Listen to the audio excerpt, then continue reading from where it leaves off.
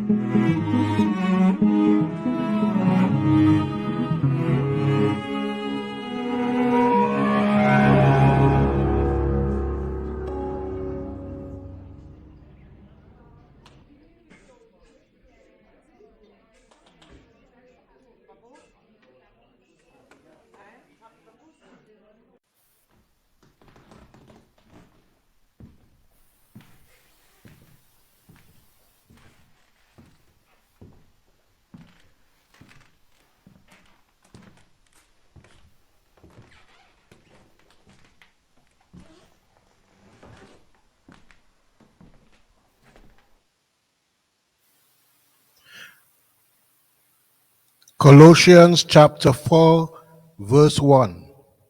Masters, give unto your servants that which is just and equal, knowing that ye also have a master in heaven. The relation which subsists between masters and servants originates in a principle so intimately blended with the welfare, and indeed so essential to the very existence of civil society, that it requires but little depth of reasoning or research to trace it to its source. It is sufficient, therefore, for me to observe up this head that as long as some members of every political community shall continue to excel in strength, in skill, in application, in economy, or in judgment, and as long as it shall be permitted to the individuals thus excelling to transmit the fruits of their honest and meritorious exertions to their lineal or collateral descendants, so long must it unavoidably happen that one portion of mankind will abound with the comforts and what we are wont to term the superfluities of life, while another, and that incomparably the major part, will possess scarcely any other property than such as they are in the habit of acquiring by their daily labors. These latter, therefore, having little or nothing of their own, must of necessity apply for aid to those who possess more abundant means, and who, in consideration of their daily services, are ready to supply their daily wants. The basis then of the connection between the masters and the servants being thus evidently established by nature, or what is virtually the same, by the fundamental laws of civil society, it remains only for me to enforce some of the most important duties which natural and revealed religion has annexed to their respective stations. Time, however, not permitting me to enlarge in the same discourse on the several obligations mutually incumbent on the master and on the servant. I have been induced at this season to select for my text a passage which solely refers to the duties of the former. The consideration which principally dissuaded me from inverting this plan and addressing myself to the slave rather than to the owner. I shall not scruple to declare I indulge the pleasing, though I regret to say not well founded expectation of numbering among my audience on this day as a much larger proportion of the affluent proprietors of slaves than I am here accustomed to address.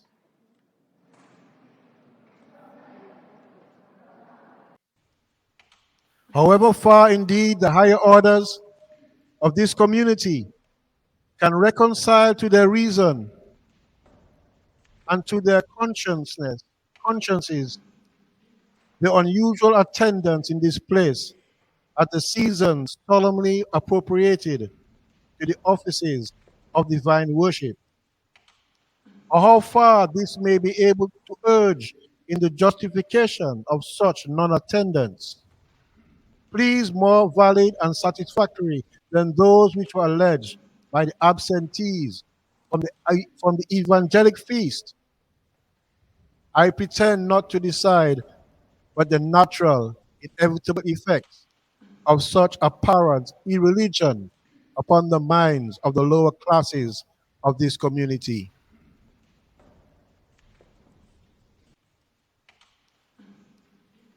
It is impossible for me not seriously to regret, and the regret which on this account I feel, I esteem it is my duty thus publicly to express. After this remark, I shall proceed without further preface to the consideration of the passage which I have chosen for my text. Masters, give unto your servants that which is just and equal, knowing ye also have a master in heaven. These words naturally divide themselves into two parts, the former of which contains the apostle's injunction respecting the mode of conduct which masters are required to pursue toward their servants. And the latter annexes the strongest sanction to that injunction by tacitly admonishing them of the fatal consequences which await their disobedience. I shall observe with relation to the former of these heads that the rule here laid down by St. Paul, Masters, give unto your servants that which is just and equal, is alike comprehensive and intelligible. In what justice and equity towards any portion of our fellow creatures essentially consists, and what practical duties they authoritatively enjoin the smallest share of understanding, is in general sufficient to inform men. I mean, when their will disposes them to follow whither their reason and their conscience lead. Since this, however, unhappily, alike for the servant and the master, it is not always found to be the case. I shall now proceed to enumerate and to inculcate some of the most important obligations to which the situation of the latter in this quarter of the globe invariably gives birth, and to the consideration of which the words of my text particularly prompt. One of the first and most indispensable duties required of every colonial proprietor or manager of slaves is to adopt the most judicious and equitable regulations for the purpose of providing them with the means of a comfortable subsistence. In the means of a comfortable subsistence, let me be understood to include in the first place such a proportion of a proper clothing and wholesome food as is calculated to preserve the laboring Negroes in a state of health and strength, and as will enable them to satisfy the wants of their growing offspring. An allowance sufficient for these purposes is the least that can possibly be granted them, without the most palpable inhumanity and injustice, since if less than this were generally given to the laboring classes of mankind, it is evident to reason that they must gradually decrease in number, and that the earth would shortly be depopulated. To impress the weight of this obligation, however, the more forcibly upon your minds, I will repeat to you the following declaration of the Holy Writ. He that defraudeth the laborer of his hire is a bloodshedder. Now, if such be the criminality of the master who treats a hireling in this manner,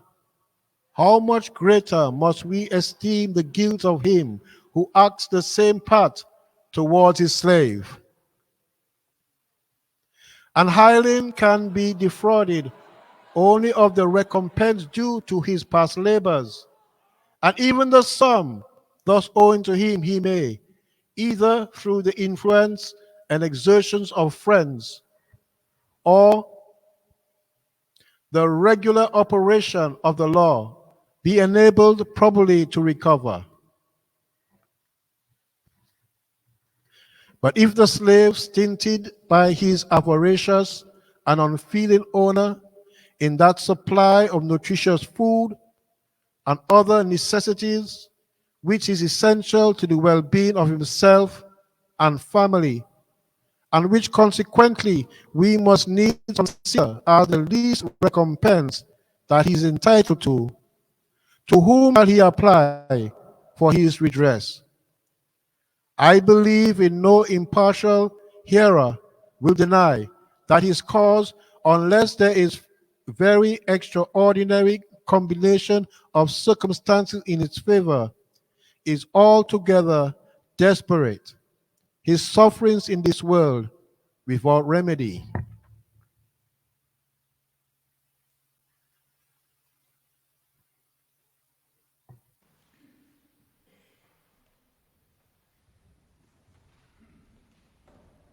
Here, however,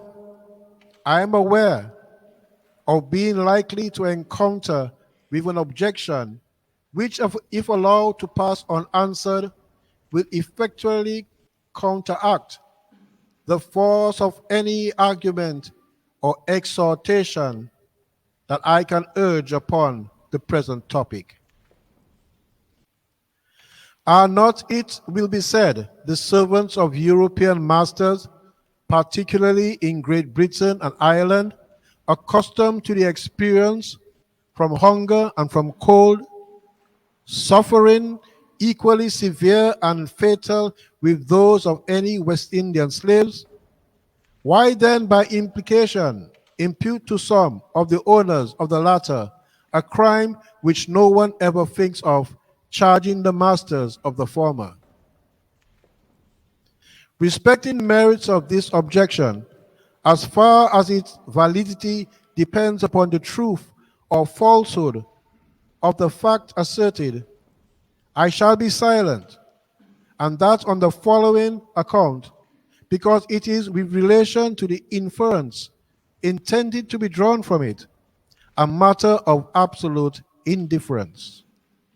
Whether the assertion rests on solid or unsubstantial grounds, since between the two cases there is not even the faintest shadow of similitude. To argue, therefore, from the one to the other is, of course, irrational. That there is no analogy whatever between them will be manifest to everyone capable of discriminating, who reflects on the particular circumstances combined with the state of society at home and here. To establish, however, and more fully to illustrate the position for which I now contend, I will suppose the following simple case. I will imagine an English master to have been in the habit of employing daily 100 servants, and that of these 10 in the course of 1 year died entirely through want. I mean through hunger and through cold and the various evils naturally consequent. I will suppose likewise that they all died in the vicinity of the employer, and that this employer possessed during the season of their distress the power of affording them effectual relief. Yet must I contend that we can by no means, even in this case, equitably ascribe either their miseries or their death to him, any more than to any other equally affluent person, residing at no greater distance from them, and equally acquainted with their circumstances. Whoever indeed could withhold from any portion of his fellow creatures known to be perishing through want that relief which it was in his power to impart, however, himself partaking daily of a plenteous feast, could suffer a human being with whose wretchedness he was fully acquainted to expire near him, a victim to the cravings of hunger and of thirst. Whoever, I say, is capable of acting such a part as this must be acknowledged to possess a soul congenial with his who rules in the regions of guilt and misery, and who, living in a state of perpetual enmity with God, must naturally have eradicated from his breast all sentiments of benevolence to man.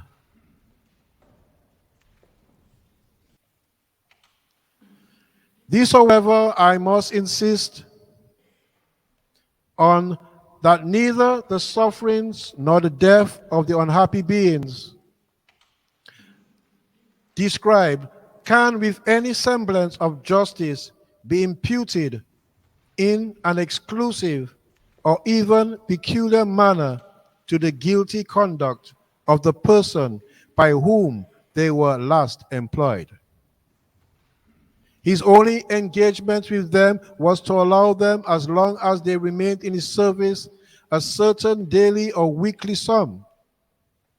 This they could not reasonably consider as inadequate to their deserts. At least they could not on that account justly blame the employer, since if they were dissatisfied with the wages which they received from him, they were at liberty to enter into a more lucrative engagement with some other. But to have their wants either anticipated or supplied by the person whom they last served after a discontinuance of their services was a condition of which they never even thought. When therefore they were reduced to a state of extreme indigence and misery, they had certainly no legal or even moral right to apply for relief exclusively to him. In England, the benevolent wisdom of our forefathers has appointed for the appropriate guardians and the patrons of the poor the laws and statutes of their country, and whoever entrusted with the execution of those laws,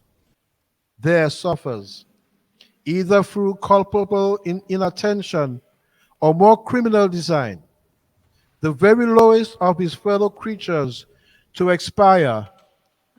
through want of the necessities of life, is justly to be esteemed obnoxious to the charge of murder.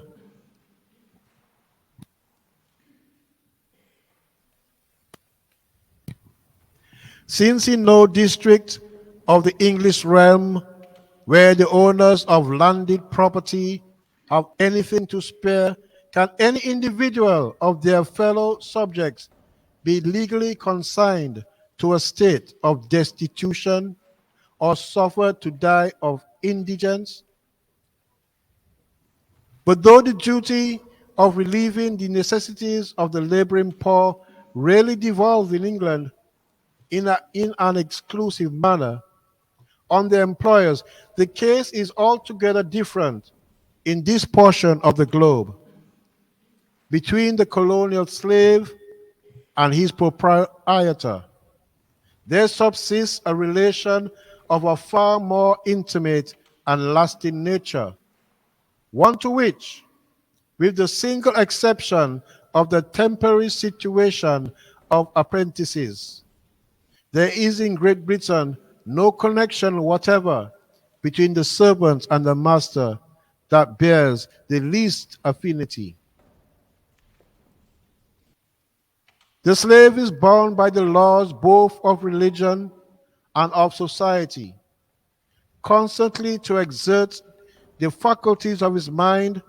and of his body in the service of his owner, whose directions he is under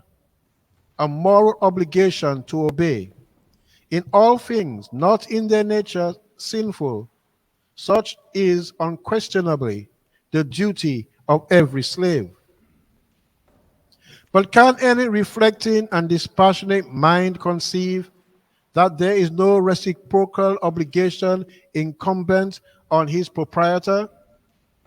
Is there, permit me seriously to ask you, is there any social institution,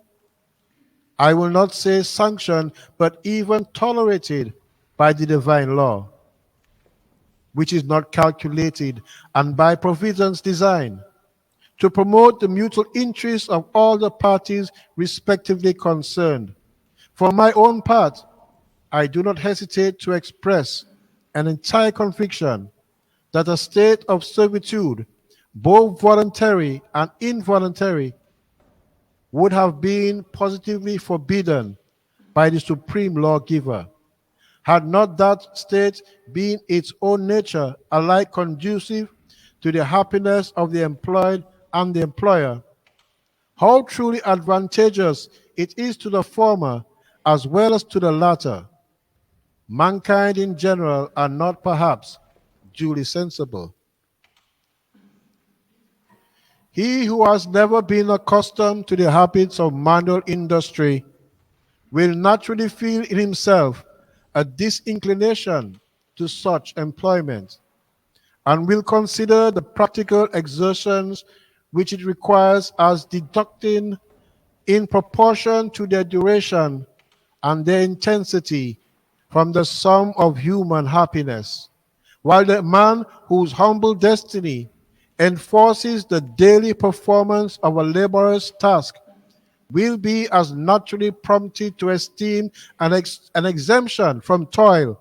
to the grand constituent of the felicity, and to look on that portion of his fellow creatures who are in a habitual enjoyment of such exemption as the most enviable of mankind. It requires, however, but little reflection to convince us that the conclusions of each party are alike fallacious, that the fatigue and the hardship annexed by the rich man to the daily occupation of the poor, and the exquisite, the almost illicit enjoyments which the poor man seldom fails to associate with the conditions of the rich, have in no other than imaginary being exists nowhere but in the minds of the conceivers. I will speak to you upon this subject without incurring, I hope, the charge of speaking in an improper manner. The language of personal experience and observation.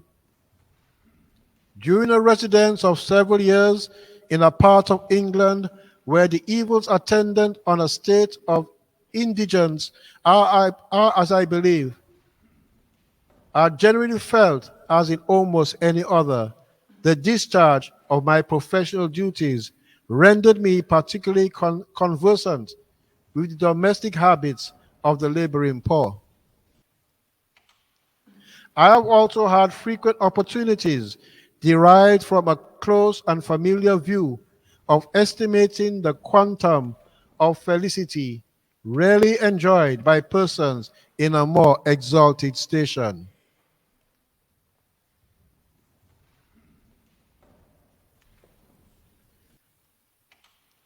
And as far as an attentive and impartial consideration of all that I have seen among those of both descriptions enables me to form an accurate judgment upon the subject, I can less happily than the poor. I mean that they suffer upon the whole more of a real disquiet and pain, and that they enjoy less of real comfort and satisfaction. If the reason of this seemingly unnatural phenomenon be asked, I know but one satisfactory solution of the difficulty. It is because the rich are but too generally disposed to abuse the bounty of their Maker, and the very noblest blessings, when perverted, become, we know, a curse. Or to explain my meaning in a more particular manner, it is because the vain desires and ideal wants, usually attached to a state of affluence, greatly exceed the means of gratification which it affords. It is true indeed, I fear, that the inferior classes of society in every quarter of the globe still more inclined to indulge their criminal propensities than the higher. Happily, however, for them, the means of gratifications are withholden.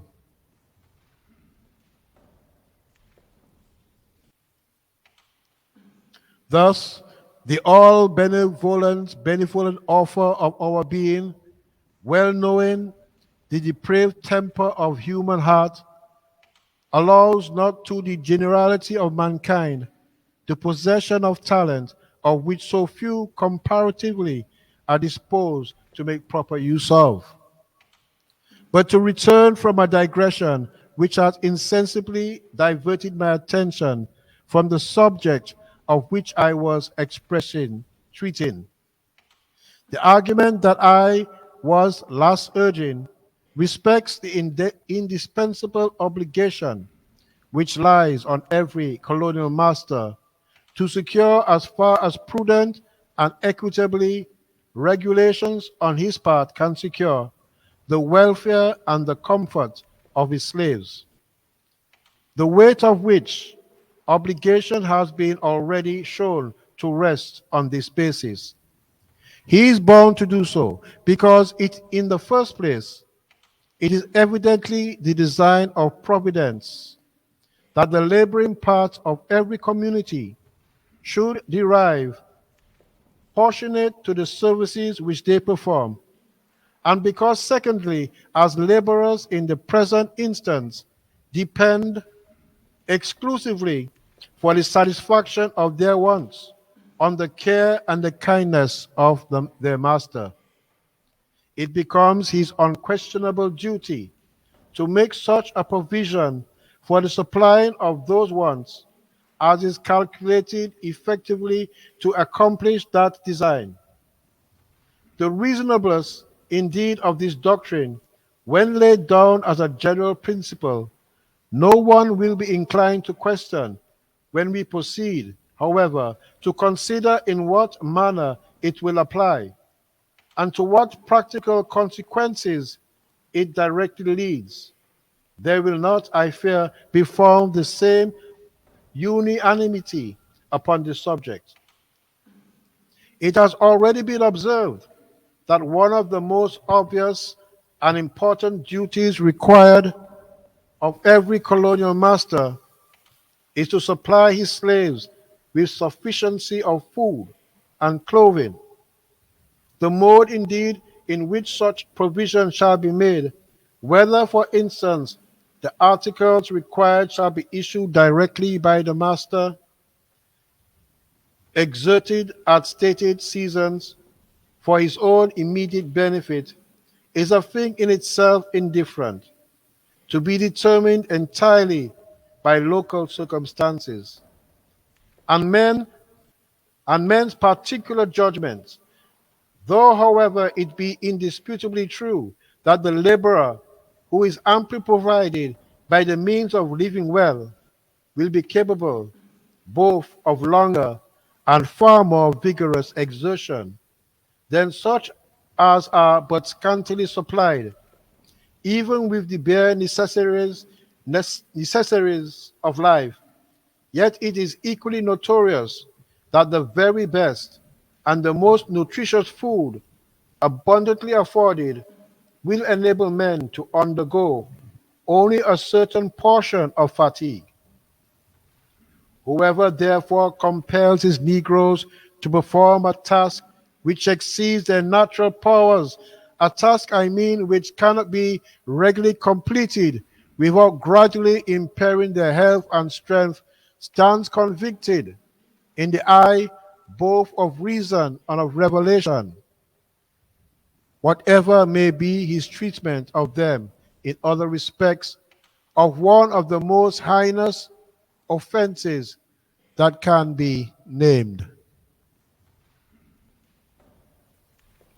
For that man, let me, my friends, conjure you never to forget, is not alone obnoxious to the charge of murder, who puts a period to human life by a premeditated or intentional act of violence, or by means which speedily accomplish the fatal purpose. No, in this place and at this solemn season, I hesitate to declare from the full conviction of my soul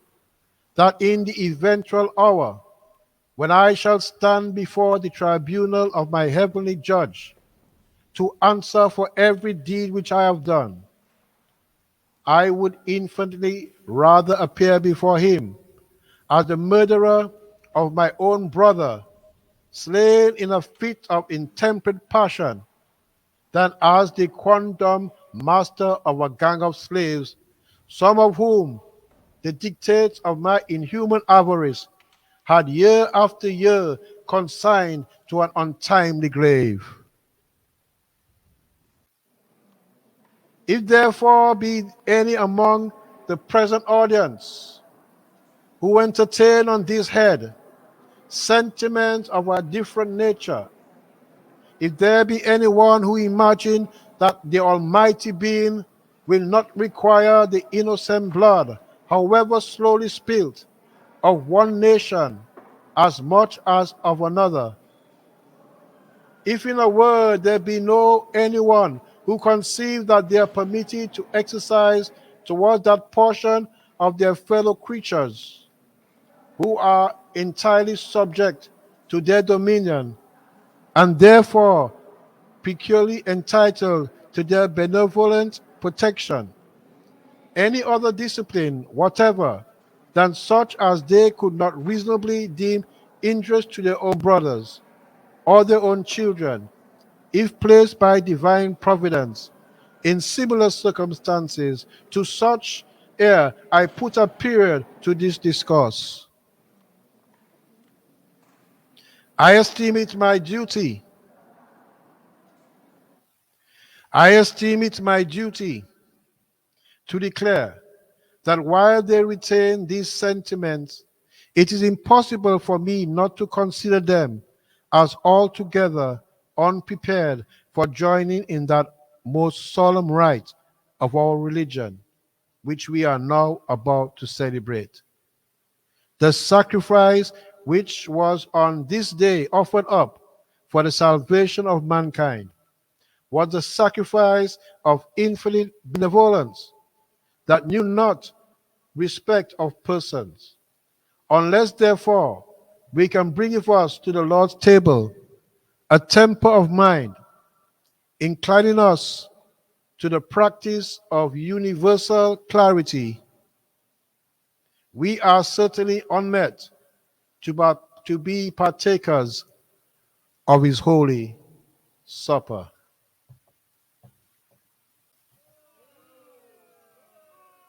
Reserving what I have further to remark, and as much yet remains to be remarked upon this subject, for the matter of some subsequent discourses, I shall now conclude the presented piece of passage.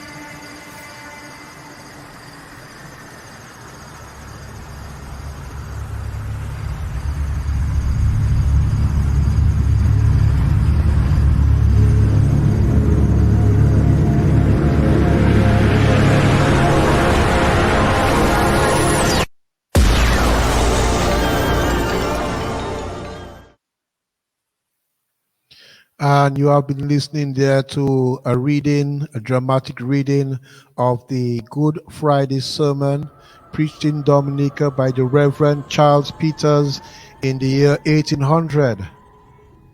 Charles Peters was the Anglican rector of the St. George's Anglican Church here in Dominica. And we will continue with sermon number 2 on Easter Sunday at 00:00 hours. Join me then.